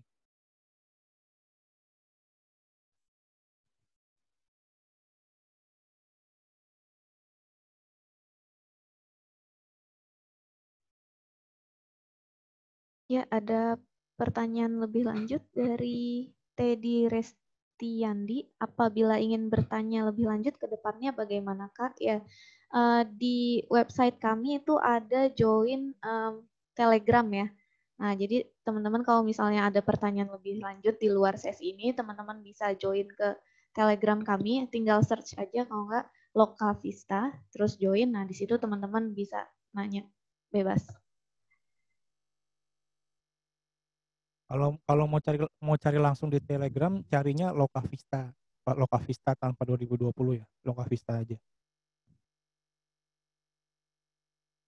Jadi bagus banget pertanyaannya dari Teddy. Jadi misalkan nanti teman-teman di sini sekiranya teman-teman belum terjawab pertanyaannya atau ada pertanyaan lanjutan, misalkan mengenai teknis cara downloadnya gimana Kak, cara tahu tagnya gimana Kak, teman-teman bisa gunakan media Telegram sebagai media kita untuk bisa bertukar informasi dan juga tanya jawab di sana. Ya, atau teman-teman bisa lihat dulu ya pertanyaan umum yang mungkin pertanyaan dari kalian ada di situ seperti itu di FAQ/Lokavista yang seperti ada di kolom Zoom chatnya. Intinya memang dieksplor saja di website openscript.id. Di situ kita sudah menambahkan beberapa panduan juga yang mungkin nantinya akan berguna bagi teman-teman seperti itu. Betul sekali. Apakah masih ada? Silakan, masih dibuka pertanyaan bagi teman-teman sekalian.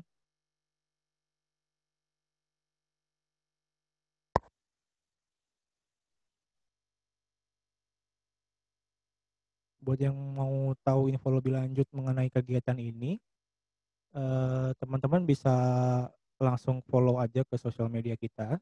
Jadi tadi benar kata Mbak Dewi, kita nggak berusaha untuk mencari follower dengan mensyaratkan teman-teman harus follow kita. Tapi memang kita di sana kita sering banget ngasih informasi-informasi tentang informasi pemetaan, informasi lomba, dan juga kadang-kadang kita juga sering share juga tentang masalah lowongan pekerjaan. Jadi mungkin kedepannya teman-teman bisa tahu lebih banyak mengenai info dari HOT sendiri dan juga OSM. Dan kebetulan dalam Lokavista ini juga kita cukup sering memberikan update-update kegiatan di sosial media kita ini. Gitu.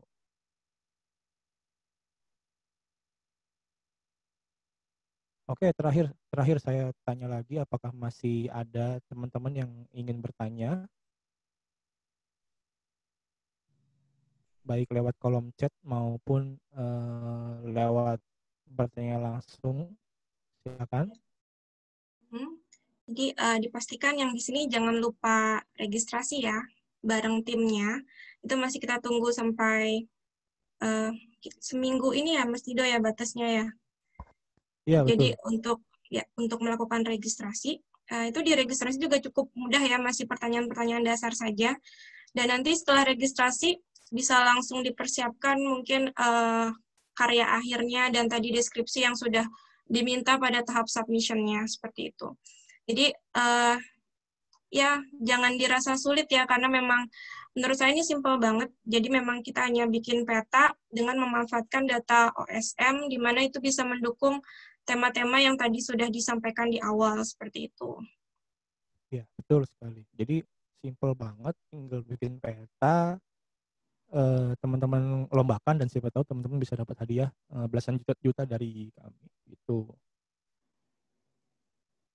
Mungkin kalau sudah tidak ada, kita akhiri saja ya untuk sesi webinar kali ini.